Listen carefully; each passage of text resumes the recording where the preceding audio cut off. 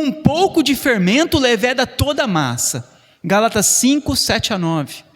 Paulo escreve essas palavras ao condenar as falsas doutrinas, que tinham por objetivo se opor à liberdade que há em Cristo, mediante a suficiência de sua obra redentora. Então Paulo diz o quê? Olha, um pouco de fermento vai levedar toda a massa. Um pouco de ensino errado vai fazer o quê? Vai confundir a igreja, vai fazer a igreja se desviar do foco. Um pouquinho só de ensino errado é capaz de conduzir um povo inteiro à perdição. A Bíblia, ela é bem clara, que toda ela nos dirige à pessoa de Cristo. O que nós precisamos? De Cristo para sermos salvos. A Bíblia, ela é bem simples, a mensagem do Evangelho. Ela é bem simples, a sua mensagem central, que Cristo morreu pelos nossos pecados. E agora, aquele que crer em Cristo e se arrepender dos pecados, será salvo eternamente. Esse é o centro da Bíblia. Essa é a mensagem central.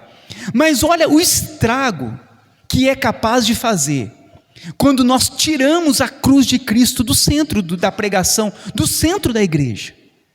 Quando retira-se Cristo, nós teremos que colocar outras coisas no lugar. E isso não para mais.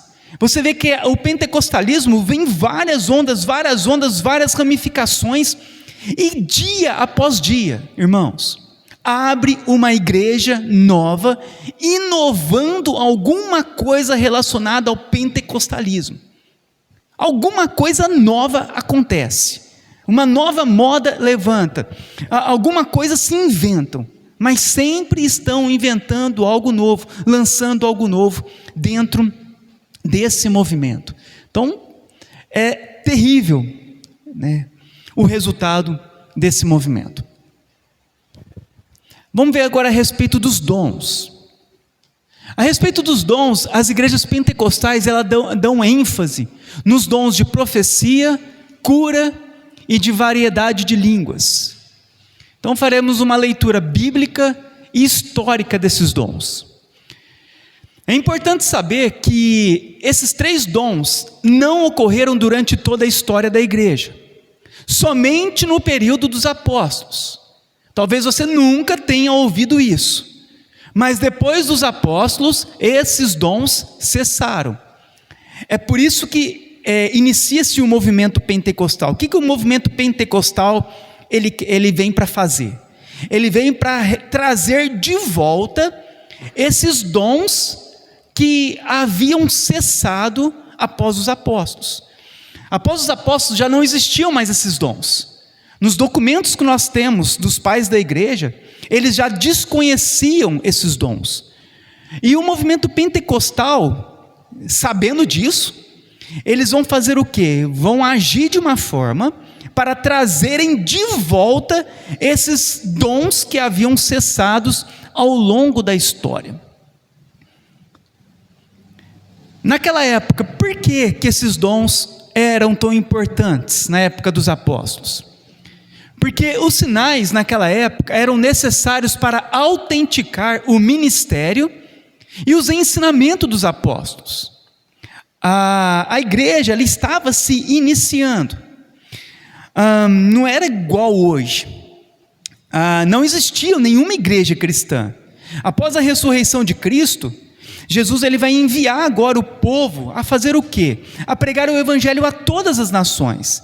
Então a igreja ela estava sendo iniciada por toda parte. E os dons eram importantes para quê? Para autenticar que Deus estava com eles e que a mensagem do evangelho que eles anunciavam era uma mensagem autêntica. Porque os sinais que vinham sobre os apóstolos eram os mesmos sinais que foram manifestos também por Jesus. Então isso autenticava a mensagem pregada, e as pessoas então acreditavam. Olha o que Paulo diz em 2 Coríntios 12:12. Pois as credenciais do apostolado, foram apresentadas no meio de vós, com toda a persistência, por sinais, prodígios e poderes miraculosos. Então, as credenciais do apóstolo foram apresentadas com meio dos sinais. Então, serviam os dons, esses dons miraculosos, para autenticar o ministério, o chamado e os ensinamentos dos apóstolos. Vamos falar agora sobre o dom de cura e milagres. As curas e os milagres eram feitos exclusivamente pelos apóstolos. Atos 2:43. Em cada alma havia temor, e muitos prodígios e sinais eram feitos por intermédio dos apóstolos. Atos 5:12. Muitos sinais e prodígios eram feitos entre o povo pelas mãos dos apóstolos. A ideia pentecostal de que as curas eram realizadas por muitos e diferentes crentes simplesmente não se encontram na Bíblia.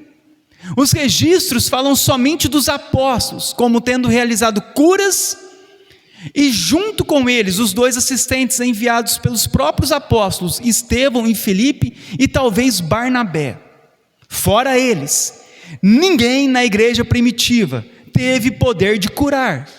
Essa ideia de que as curas aconteciam continuamente e eram realizadas por crente em geral não tem na Bíblia. A Bíblia, ela é bem clara para nós. Talvez você não sabia disso. Mas os sinais foram feitos somente pelos apóstolos. Somente eles tinham o poder daqueles grandes milagres de curas e outros milagres. Somente os apóstolos. Por quê? Porque eles tinham que testificar a mensagem do Evangelho. Então essa ideia de que naquela época todo mundo que acreditava, orava, colocava as mãos e todo mundo ficava curado, não tem na Bíblia. Não tem isso na Bíblia. O que tem na Bíblia é que os apóstolos tinham o poder de cura, porque a eles foi dado a missão de pregar o Evangelho e iniciar as igrejas em cada uma daquelas cidades, naquelas regiões. Por causa disso, eles tinham esse poder para testificar que realmente eles eram enviados pelo próprio Cristo. Então, o pentecostalismo trouxe essa ideia. Quantos de nós não viemos com essa ideia? Que o pastor colocava a mão, que o Zezinho colocava a mão, que nós poderíamos colocar a mão e todo mundo ia ficar curado. Mas isso não está na Bíblia. Outra coisa interessante, esse dom, o dom de cura, ele curava todos e de qualquer tipo de doença, e não alguns.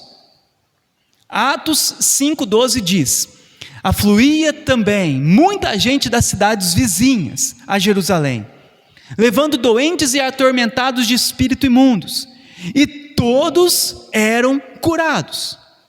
Então, o dom de cura não era um dom de acertos e erros, igual hoje tem.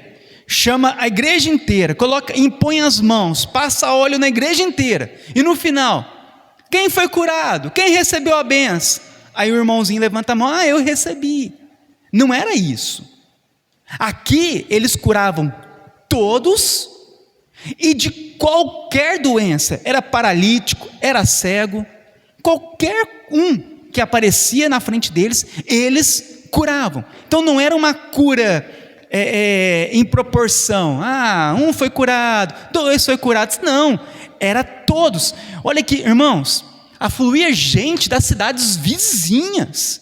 Nós não estamos falando de 50 pessoas, 100 pessoas, nós estamos falando de milhares de pessoas, cidades inteiras saíam para ir até os apóstolos curavam todos de qualquer enfermidade, e isso fazia o quê? As pessoas então se atentavam para a mensagem que eles iriam pregar. Uma vez que eles tinham o poder, eles então tinham a atenção de todas as pessoas para ouvirem a pregação do Evangelho. Assim, esse curandeirismo ensinado nessas religiões pentecostais, neopentecostais, são baseadas apenas em um mito. Nós vemos também que o término dos dons, dos sinais, já estavam bem próximos do fim, na época dos apóstolos mesmo. Paulo, que no começo curava todo mundo, no final do seu ministério, da sua vida, o que acontece? Ele não conseguiu curar Timóteo, nem Trófimo e nem Epafrodito.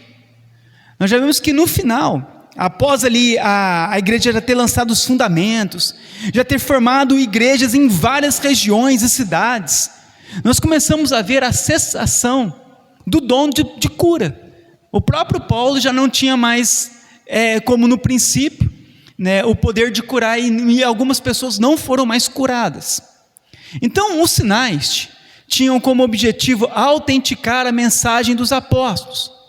Não era para dar uma vida melhor para as pessoas. Então a pessoa acha que o dom era para beneficiar e dar uma vida melhor para as pessoas. Então eles tinham dons e eles curavam as pessoas para dar uma vida. Não era essa a intenção. A intenção era pregar o evangelho. Tratava-se de coisas eternas e não de coisas passageiras. Você pode curar uma pessoa, amanhã vai ficar doente com outras coisas. A intenção não era melhorar a vida das pessoas, apesar que ajudava a melhorar, mas a intenção não era essa. A intenção era quebrantar o coração daquelas pessoas, para aquelas pessoas crerem em Jesus, a fim de serem salvas. Então essa era a intenção do dom de curar. A Bíblia diz assim, faríamos obras maiores do que a de Jesus. E isso é usado de forma errada por esses pastores pentecostais e neopentecostais. Eles dizem, Jesus falou que nós faríamos milagres maiores do que Jesus. Mas obras maiores não são milagres. Aqui está dizendo sobre a extensão da pregação do evangelho. Jesus, ele veio para os judeus. Agora a igreja iria pregar o evangelho por todas as nações. Não está falando sobre fazer milagres maiores do que Jesus, mas está falando sobre a propagação do evangelho agora a todas as nações. Quando Jesus veio, ele veio somente para os judeus. O ministério de Jesus era com os judeus, era centrado nos judeus. Após a morte de Jesus, agora a pregação do evangelho é para todas as nações, para todos os povos, e é nesse sentido. Mas o que acontece? Pastores hoje ensinam que o povo iria fazer obras, milagres maior do que Jesus. Meu irmão, nem os apóstolos fizeram milagres maiores do que Jesus. Jesus é Deus. Você acha que nós vamos conseguir fazer milagres maior do que Jesus fez? Então isso é um ensino para lubrificar a ingenuidade dos cristãos, falando que nós iríamos fazer milagres maiores do que Jesus. E não, isso é relacionado à extensão da pregação do evangelho. Obras maiores é porque agora nós iríamos por todas as nações. Então esse tipo de ensinamento, é totalmente contrário às Escrituras. Então os sinais também não eram cotidianos, mas aconteciam quando os apóstolos chegavam em uma nova região para pregar o evangelho. E então os sinais de cura e milagres aconteciam para que aquelas pessoas pudessem crer em Jesus, autenticando assim a ministração da palavra pelos sinais. A maior parte dos sinais não eram feitos dentro da igreja, ao som de um teclado tocando. Os sinais aconteciam em regiões onde ainda não se havia pregado o evangelho. Olha que interessante, sabe aquela história de sinais que toda hora está fazendo curas e milagres e vem aqui na igreja, hora marcada e tudo mais? Isso esquece, não é bíblico, não está na Bíblia. Os sinais aconteciam quando os apóstolos, eles saíam estrada fora e chegavam em uma determinada região onde nunca ninguém havia ouvido sobre Jesus. E esses dois homens que iam de 2 em 2, esses homens chegavam naquela cidade onde nunca ninguém tinha ouvido falar sobre Cristo, e eles curavam a cidade inteira. A cidade se prostrava diante de Cristo. Não é dentro da igreja, ao som de um teclado. Era fora, quando eles iam, eram enviados e manifestavam esses dons. Pode ler, você vai ler, se você ler no livro de Atos, você vai ver exatamente isso. Isso fazia o quê? Que autenticava. Realmente a mensagem deles é verdadeira, porque vem acompanhada de sinais. Era assim que acontecia, porque eles, os apóstolos, estavam escrevendo o Novo Testamento, não tinha ainda escrito, então estava sendo montado, a Bíblia não estava pronta, então era necessário nesse tempo, os sinais, até o momento em que se completassem as Escrituras. Mas Deus cura hoje? Deus faz milagres? Sim, Ele sempre fez, e Ele continua fazendo, mas em resposta às nossas orações. Mateus 21, 22, e tudo o que pedires em oração, se crerem, vocês receberão. Não andeis ansiosos por coisa alguma, mas em tudo pela oração e súplicas, e com ações de graça, apresentem seus pedidos a Deus. Filipenses 4, 6. Portanto, confessem seus pecados uns aos outros e orem uns pelos outros para serem curados. A oração de um justo é poderosa e eficaz. Tiago 5,16. Hoje nós não precisamos que ninguém imponha a mão em nossa cabeça para ficarmos curados, porque ninguém tem o dom de cura. O único que tem poder hoje para nos curar é o próprio Deus, e Ele nos curará por meio da oração.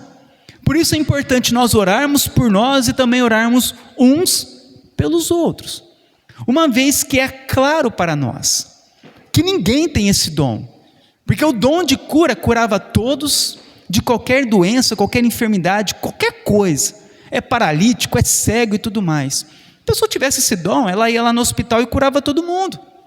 Ela não precisava de estar aqui na igreja implorando para as pessoas virem à frente, passando óleo ao som de um teclado. Não, eles tinham um dom, eles podiam curar qualquer pessoa de qualquer enfermidade. Então é claro que ninguém tem esse dom, conforme descrito nas Escrituras. Então nós não dependemos de pessoas para nos curar, para colocar a mão em nós, para colocar óleo ungido em nós, ou água, garrafinha d'água. Nós não precisamos nada disso. A Bíblia diz que nós precisamos apenas orar a Deus. Quando nós oramos a Deus, quando nós pedimos a Deus, quando invocamos o nome do Senhor, ou quando nós estamos em uma intercessão, orando uns pelos outros, Deus, Ele pode ouvir e pode nos responder, como pode também não nos responder e não nos curar. Não depende de nós, depende de Deus. A nossa parte é nós buscarmos a Ele e orarmos a Ele. Então, essa história de ficar colocando a mão na cabeça para transferência de poder, transferência de unção, cura, tudo isso acontece porque tiraram Cristo do centro. É muito mais simples você ensinar a igreja, irmãos. Vão até Cristo. Vão até Cristo. Se vocês forem até Cristo, Cristo Ele é poderoso. Se Ele for curar ou não curar, eu não sei, mas vão até Cristo. Busquem a Ele de coração, porque nós precisamos dEle. Agora, quando tira Cristo, o que acontece? Vocês agora precisam de mim. Eu tenho óleo, eu sou ungido, eu tenho o poder. Aí vocês todos acabam dependendo de homem, dependendo do pastor, dependendo da campanha, dependendo de um monte de outras coisas. É exatamente isso que acontece nesse movimento. Tiram Cristo do centro e colocam outras coisas. Então, se você vê essas pessoas querendo impor as mãos, passar óleo ungido, esquece, irmãos. Somente os apóstolos na igreja primitiva curaram. E curaram porque eles precisavam testificar a mensagem do Evangelho. É por causa disso. E o dom de profecia? Hoje todo mundo é profeta, né? Hebreus 1, 1 e 2. Havendo Deus outrora falado muitas vezes, de muitas maneiras aos pais pelos profetas, nestes últimos dias nos falou pelo Filho. Olha o centro das Escrituras. É pelo Filho, por Cristo, a quem constituiu o herdeiro de todas as coisas, pelo qual também fez o universo. O profeta de Deus era alguém que recebia a revelação direta de Deus e as transmitia aos homens de forma inerrante e infalível. Então, o profeta de Deus, ele recebia a mensagem de Deus, ele transmitia ao povo e não continha erros, era inerrante e infalível. No Antigo Testamento, as profecias consistiam em sua maioria em chamar o povo ao arrependimento, a anunciar o Messias que viria para salvar o povo e o juízo final de Deus. Era centrado nessas coisas, as profecias. No Novo Testamento, as revelações proféticas eram predominantemente doutrinárias para edificar as pessoas em Cristo. Então, essa ideia de revelação pessoal, Deus me mandou te dizer, ou entregar uma profecia, como vemos hoje, não é bíblico. Existiu uma pessoa na Bíblia que fazia isso. Era uma jovem endemoniada, que adivinhava e dava grandes lucros aos seus donos. Atos 16:16. Saiu ao encontro de uma jovem possessa de espírito adivinhador, o qual, adivinhando, dava grande lucro aos seus senhores. Então, essa ideia de adivinhação pessoal, adivinhar RG, adivinhar, Deus está me mostrando que amanhã uma porta vai se abrir, Deus está me mostrando que Ele está te curando agora, esse tipo de profecia, revelação, não é bíblico. Nós não encontramos nenhum profeta fazendo isso. Além do mais, essas coisas de adivinhar, olha que interessante, a jovem que estava endemoniada, ela adivinhava e ela dava lucro, ela adivinhava mesmo. Então muitas vezes você vê essas pessoas adivinhando coisas e acha que é Deus. Não é Deus. Essa mulher possessa, ela adivinhava as coisas de um tal modo que as pessoas ficavam ricas, os seus senhores, por causa dela. Outra coisa interessante, que as profecias não eram algo tão comum que acontecia todos os dias e em todo momento, e com hora marcada, mas acontecia de forma ocasional na história. Pra vocês terem uma ideia, Israel ficou 400 anos sem um profeta verdadeiro, entre o Antigo e o Novo Testamento, Malaquias e Mateus. Houve ali um espaço de aproximadamente 400 anos sem um profeta verdadeiro. As profecias, quando nós olhamos na própria Bíblia, no Antigo Testamento, elas eram ocasionais. Deus, de vez em quando, levantava um profeta para falar ao seu povo. Hoje, em cada esquina, tem um profeta falando. Todo dia tem profeta falando. Tem culto marcado para profecia e revelação. Vem nesse culto que Deus vai revelar, Deus vai profetizar. Então eles marcam como se Deus tivesse a obrigação de profetizar ou trazer revelação. Então a profecia bíblica, ela era bem diferente do que nós vemos hoje. Os dons de profecia e revelação também terminaram com a conclusão da Bíblia. A manifestação desse dom nos dias de hoje, nessas igrejas, são totalmente diferentes do que está escrito na Bíblia. As profecias e revelações traziam ensinamentos e doutrina para a igreja. Se as profecias e revelações estivessem em vigor em nossos dias, não poderíamos dizer que a Bíblia é nossa única regra de fé. Teríamos que aceitar as novas revelações como parte da Bíblia. Se Deus continua falando hoje por profecia e revelação, nós não poderíamos dizer que a Bíblia é a nossa única regra de fé. Se Deus está falando igual todo mundo fala, em cada canto, em cada igrejinha, da forma como nós estamos vendo, se é Deus falando, nós teríamos que anotar todas as profecias, todas as revelações e incluir tudo isso na Bíblia. Porque o que é a Bíblia? A Bíblia é Deus falando. Se existem profecias hoje, se existem revelações hoje, elas devem ser então adicionadas à Bíblia. Olha o absurdo que nós chegamos. A Bíblia é a nossa única regra de fé. O que Deus tinha para falar a nós, Ele já falou. Ele já deixou anotado para nós, já deixou colocado para nós na Bíblia. A Bíblia é a nossa única regra de fé. Se algum profeta quiser falar, que fale o que está escrito na Bíblia, e não coisas novas, novas revelações ou algo assim. Olha como que é tão perigoso, né? Como as pessoas falam, não, porque lá o profeta fala. Se o profeta fala, tem o mesmo valor do que está escrito na Bíblia. O mesmo valor que a profecia de Isaías, o mesmo valor da profecia de Ezequiel. Olha o perigo que isso traz.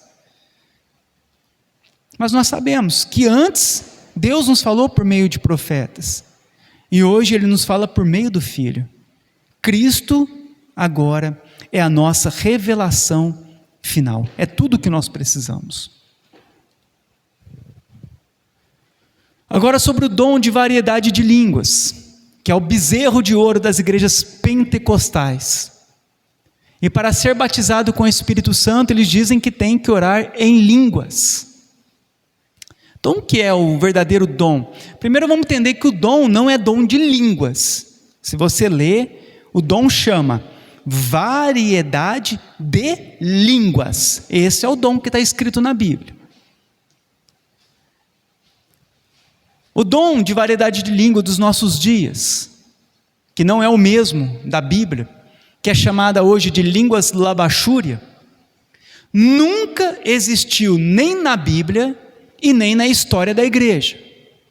Nunca nenhum cristão orou nessa língua, e essa língua ela foi criada no movimento pentecostal nos Estados Unidos no ano de 1906. A língua que nós vemos manifestada nas igrejas pentecostais hoje, ela não é a mesma descrita na Bíblia. Essa língua orada hoje nunca foi orada pela igreja, nem por ninguém na história. Imagina, 2000 anos de história, todos aqueles grandes homens de Deus, todos aqueles teólogos, os pais da igreja, os pré-reformadores, os reformadores, os pós-reformadores, os puritanos, todos esses homens, nenhum deles orou nessa língua, e nem existiu essa língua em toda a história da igreja. Essa língua que nós vemos hoje, labachúria, ela iniciou-se no ano de 1906, há 100 anos atrás. O que era o dom de variedade de línguas? Eram idiomas que o Espírito Santo dava para que os cristãos pudessem proclamar o Evangelho a todas as nações. Como Jesus disse: recebereis o poder ao descer sobre vós o Espírito Santo, e sereis minhas testemunhas, tanto em Jerusalém, como em toda a Judéia e Samaria, e até os confins da terra. Como aqueles homens simples pescadores poderiam evangelizar o mundo, os outros países? Deus deu esse dom. Então eles chegavam em qualquer lugar e conseguiam falar em qualquer idioma para evangelizar todas as pessoas.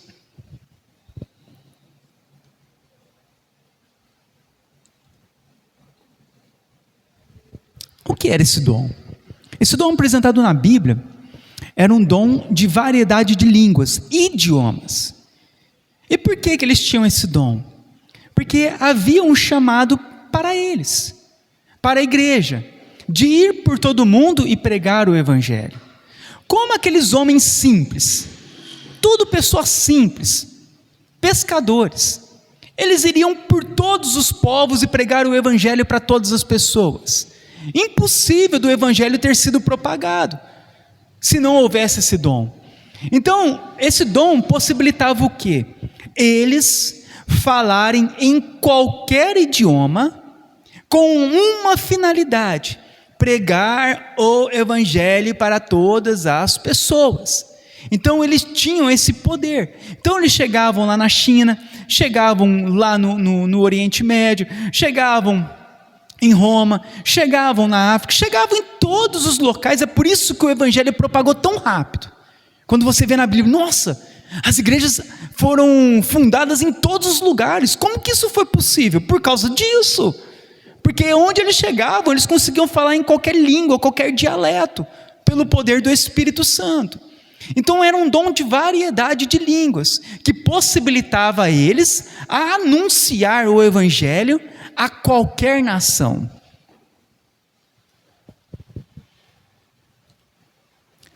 Essas línguas não eram inexistentes, nem desconexas, nem sem significado, e nem estáticas, igual reza, fica repetindo uma sílaba. Não eram repetições de sílabas e nem repetições de algumas palavras sem sentido, mas eram idiomas que glorificavam a Deus, conforme vemos em Atos 2, 4 a 11. É o lugar onde nós vemos na prática o dom manifestando. O que eles dizem? Como os ouvimos falar em nossas próprias línguas as grandezas de Deus. Então, quando eles estavam na festa de Pentecostes, era uma festa que acontecia 50 dias depois da Páscoa, se reuniam pessoas do mundo inteiro, de todas as nacionalidades, lá em Jerusalém. Quando houve a manifestação do dom, as pessoas que estavam nessa festa vieram de várias nacionalidades, de vários povos, e eles então viram a manifestação desse dom, porque eles ouviram o quê? Em suas próprias línguas maternas, as grandezas de Deus, a pregação do Evangelho. Não eram palavras sem significado, não era êxtase, não era sílabas desconexas, mas era a proclamação do Evangelho, das grandezas de Deus, da glória de Cristo. É por isso que o povo se convertia. Você acha que se ficar blá blá blá blá nos cultos ou nessas orações, quem se converterá com isso? Qual o significado disso? Não faz sentido nenhum, nem biblicamente falando e nem para os nossos dias, uma vez que tinha um sentido, ir e conduzir as pessoas até Cristo, a grandeza de Deus, falar a glória de Deus para todas as nações. Antes estava focado somente em Israel, agora era para todos os povos, e o dom de variedade de línguas possibilitava que todas as outras nações ouvissem o Evangelho. Qual o objetivo? Para serem salvas. Você vê que a Bíblia inteira, ela é focada no Evangelho, em Cristo, na cruz de Cristo. Tudo era para conduzir as pessoas à salvação, até Cristo. Outra coisa interessante é que nem todos tinham esse dom, porque os pentecostais dizem que quem não ora em língua é porque ainda não foi batizado com o Espírito Santo. Mas o batismo com o Espírito Santo acontece quando nós cremos em Cristo. Quando nós cremos em Cristo, nós o quê? Recebemos o Espírito Santo em nós, porque nós não podemos crer em Cristo se não for por meio da ação do Espírito em nós. Então nós somos batizados com o Espírito Santo quando nós cremos em Cristo. Mas eles dizem que não, que para você ser batizado no Espírito Santo é necessário você falar em línguas. Só que nós olhamos no Antigo Testamento, todos os homens tinham o Espírito Santo, os homens de Deus, os crentes do Antigo Testamento tinham o Espírito Santo, ninguém falava em línguas. O próprio Jesus Cristo, Senhor Jesus Cristo, ele não orou línguas e ele era o homem mais pleno do Espírito Santo que já existiu. Então essa história de falar em línguas para ser batizados com o Espírito Santo também não é bíblico, é uma invenção dos pentecostais. Então a Bíblia diz que nem todos têm esse dom, e era sempre acompanhado do intérprete. Você pode ler aí em 1 Coríntios 12, do 29 e 30. Em 1 Coríntios 14, 27 e 28 diz assim: no caso de alguém falar em outra língua, se alguém falar em outra língua, logo não são todos os crentes que iriam falar em línguas.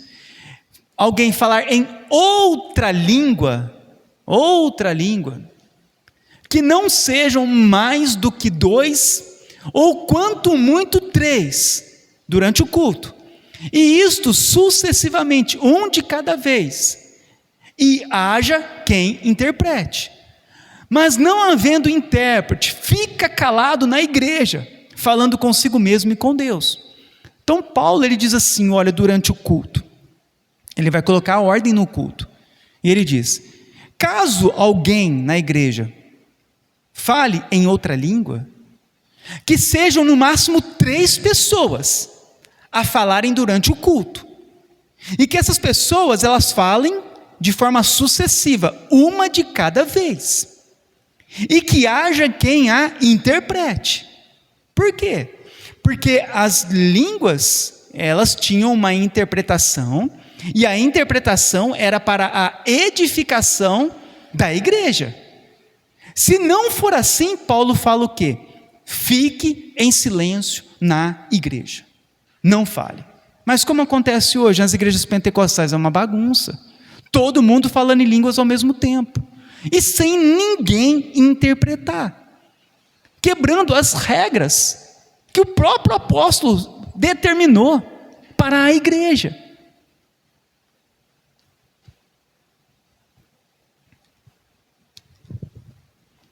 Outros ainda dizem que são línguas de anjos.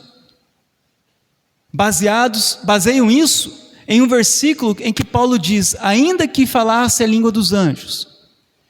Nesse versículo, lá em 1 Coríntios 13, Paulo usa uma hipérbole para mostrar que o amor é maior do que qualquer outro dom. Ele não está afirmando que falava em língua de anjos. Na verdade, quando os anjos conversavam na Bíblia, eles conversavam na mesma língua dos homens. Não existe na Bíblia nenhum exemplo de um anjo falando em uma outra língua. Então, o que acontece?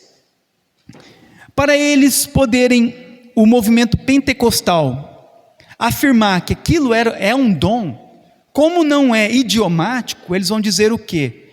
Não é idiomático porque o que nós oramos agora é a língua dos anjos. Por quê? Porque é algo que não existe, não tem como saber, não tem como decifrar aquilo. Então eles dizem que aquilo é uma língua dos anjos. Mas não existe na Bíblia nenhum anjo falando em uma língua dessa forma. Quando os anjos falavam, como falou com Abraão, como falou com Ló, ou com outras pessoas, eles falaram na mesma língua em que os moradores a qual eles se comunicaram. Eu ouvia dizer o quê? Antes, não tinha muito entendimento, mas eles diziam: olha, nós falamos nessa língua, que é a língua dos anjos, para Satanás não saber o que nós estamos orando. É só nós e Deus.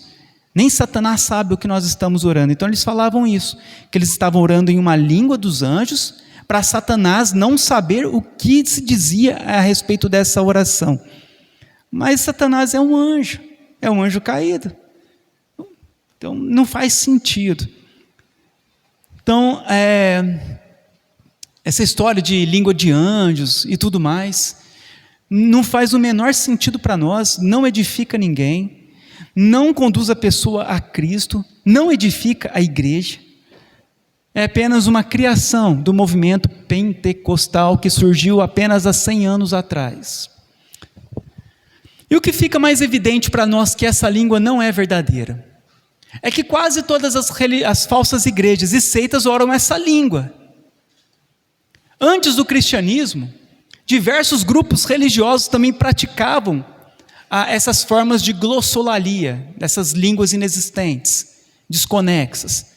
Muitos grupos religiosos praticavam esse tipo de linguagem. No oráculo de Delfos,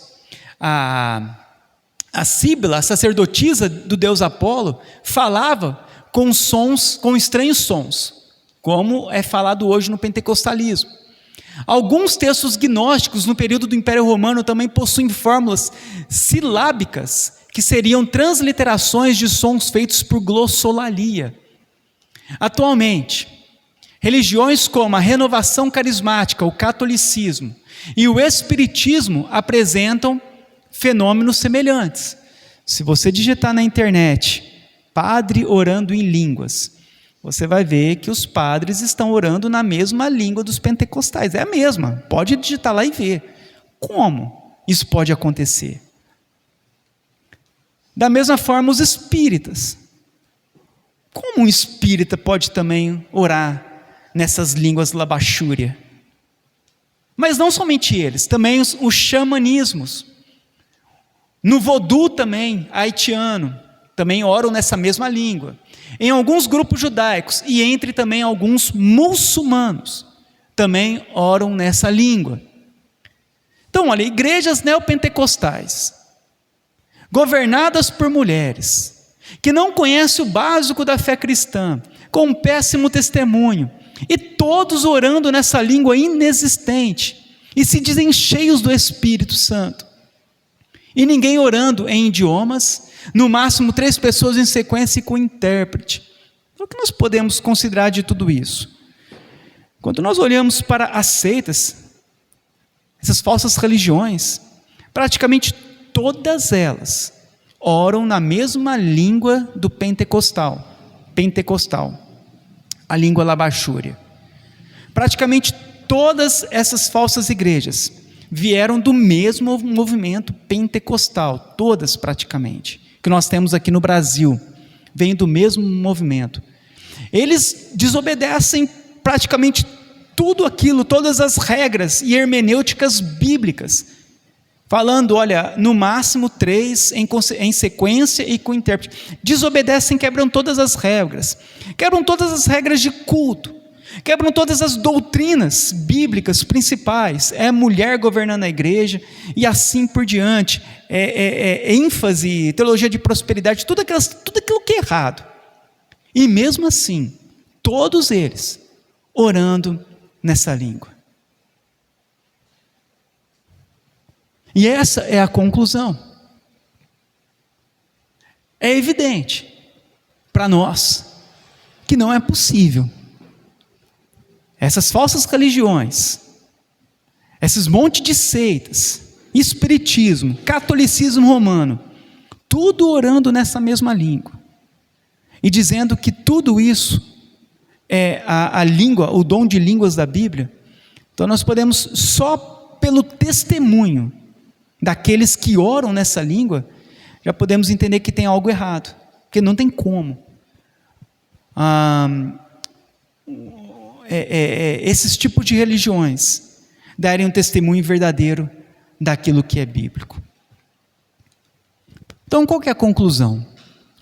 Nossas práticas de fé e interpretação da Bíblia são diferentes em muito aspecto dos ensinos pentecostais.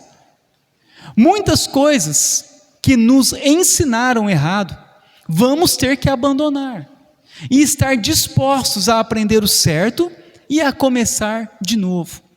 Paulo diz em Gálatas 1, 6-8: admira-me que estejais passando tão depressa daquele que vos chamou na graça de Cristo para outro evangelho, o qual não é outro, não existe outro além da graça que nós encontramos somente em Cristo, senão que há alguns que vos perturbam e querem perverter o evangelho de Cristo. Mas ainda que nós, ou mesmo um anjo vindo do céu, vos pregue um evangelho que vai além do que vos temos pregado, seja anátema, ou seja maldito, seja amaldiçoado. Então, a nossa igreja, nós, batistas reformados, nós não temos nenhuma ligação com o movimento pentecostal. O movimento pentecostal surgiu há 100 anos atrás, com ênfase em batismo com o Espírito Santo, ênfase em segunda bênção, ênfase em todas essas coisas que nós vemos hoje. Depois foi se prolongando, se ramificando, e a teologia da prosperidade, e confissão, e aí entrou tudo que nós entendemos que existe de errado na igreja evangélica, vem tudo desse movimento. Nós não temos parte nenhum com esse tipo de movimento. Nós somos uma igreja reformada. O que significa? Que nós viemos da reforma protestante, do movimento da reforma protestante, do início do protestantismo. Nós viemos de lá. E a nossa igreja, ela mantém a linha de interpretação bíblica de toda a história da igreja. Como a igreja interpretou da maneira correta durante toda a história, nós mantemos a mesma interpretação. Apenas nós tiramos aquilo que o catolicismo romano acrescentou de dogmas papais, documentos papais e revelações de homens que foram sendo acrescentados. Nós apenas limpamos aquilo que estava errado. Mas trazemos a tradição antiga, bíblica, e nós viemos então deste movimento da igreja reformada. A igreja pentecostal, ela surge há 100 anos atrás. O movimento protestante reformado inicia-se em 31 de outubro de 1517, há 500 anos atrás. O movimento pentecostal vem de 100 anos atrás apenas. É um movimento totalmente inovador, novo, totalmente diferente de tudo aquilo que a igreja sempre ensinou. Mas o que acontece? Aqui no Brasil, você viu lá quais são as primeiras igrejas. Foi a Assembleia de Deus e a Igreja Congregação Cristã, que os missionários vieram para o Brasil e que eles começaram a propagar essa teologia e hoje alastrou por todo o nosso país. Então, quando nós olhamos as igrejas pentecostais ou clássicas, a da segunda onda, as neopentecostais, que vieram do mesmo movimento, são todas ramificações do mesmo movimento. É por isso que as pessoas, elas acabam desistindo de ir para a igreja, porque elas falam assim: fui numa igreja, nossa, terrível. Aí eu fui na outra, pior ainda. Aí eu fui visitar uma outra igreja, a mesma coisa. Eles falam desse jeito, é a mesma coisa. Você vai numa, vai na outra, é assim, vai na outra, tudo igual. Por que é tudo igual? Por que é a mesma coisa? Porque todas vieram do mesmo movimento, apenas tem uma roupagem diferente. Uma tem ênfase em cura, outra tem ênfase em expulsão de demônio, outra tem ênfase em motivacional, outra tem ênfase em louvor, outra tem ênfase em alguma outra coisa. Mas a estrutura do movimento é a mesma. Tira Cristo do centro e colocam-se várias outras coisas para ocupar o lugar de Cristo na igreja. O que é o certo? É limpar tudo. Tira tudo, tira óleo, tira essas coisas, tira tudo esses candelabros, bandeira de Israel, tira todas essas coisas, limpa a igreja e deixa somente Cristo. Pronto, é isso que é reformar a igreja, é isso que os reformadores fizeram. O catolicismo romano tinha colocado tantas coisas, tantas regras, que os reformadores chegaram o quê? Para reformar, vamos tirar tudo o que está errado, tudo aquilo que está tirando os olhos de Cristo, e vamos colocar Cristo novamente no centro do culto. Pronto. Isso é uma igreja reformada. Cristo, somente Cristo.